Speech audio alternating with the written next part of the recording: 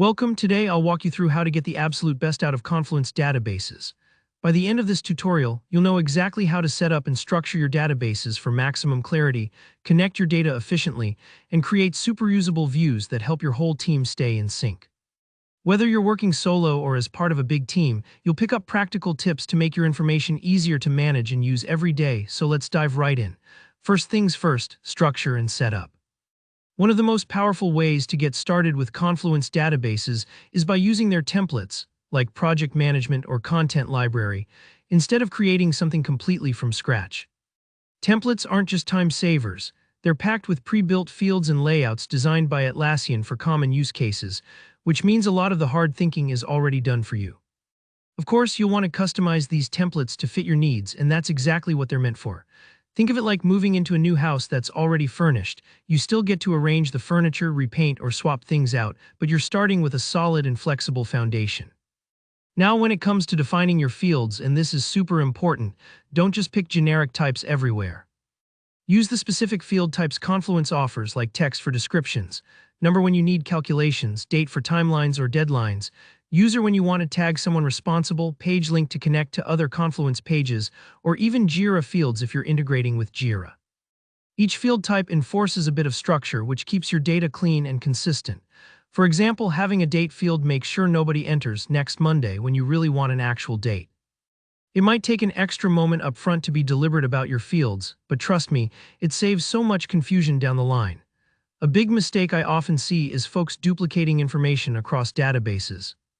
Instead, you want to link related data together.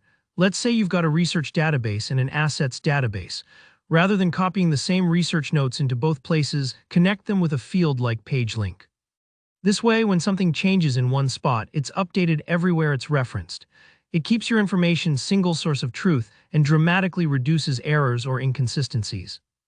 If you've ever found yourself updating the same detail in 3 places and dreading it, you'll love this approach. To kick things off quickly, don't overlook the import features. You can bring in existing data, like a CSV you exported from another tool, or even pull information directly from Jira if your team uses it. Imports can save you hours of manual entry and help you see the bigger picture right away. Don't worry if it takes a few tries to get your columns matching up. A little patience here pays off, and once it's in, your team can start working together far faster. Let's talk about views and collaboration, because this is where Confluence databases really shine for teams. You can create saved views in different formats: a table view for a classic spreadsheet style, a board view for Kanban-style task management, or a card view for visualizing items like assets. The beauty of this is you can set up views tailored to exactly how your team works. For example, create a board view grouping tasks by status, or a gallery view for all your design assets. Filters and sorts are your secret weapon against chaos. By setting up filters, maybe you only want to see high-priority tasks or assets created this month. You cut out the noise and let users focus. Sorting further helps you highlight what matters most, whether that's upcoming deadlines or tasks assigned to each teammate. It's like tidying up a messy desk so you can finally find what you need fast. Finally, don't keep your hard work to yourself. Saved and shared views mean your whole team can access the same organized information, see updates in real time, and stay perfectly aligned. If you've ever been in meetings where everyone's looking at different lists or versions, this feature is a lifesaver. And that's it, you now have the tools to set up, organize, and share powerful Confluence databases.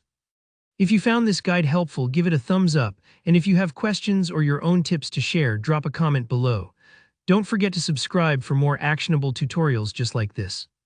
Thanks for watching and happy organizing.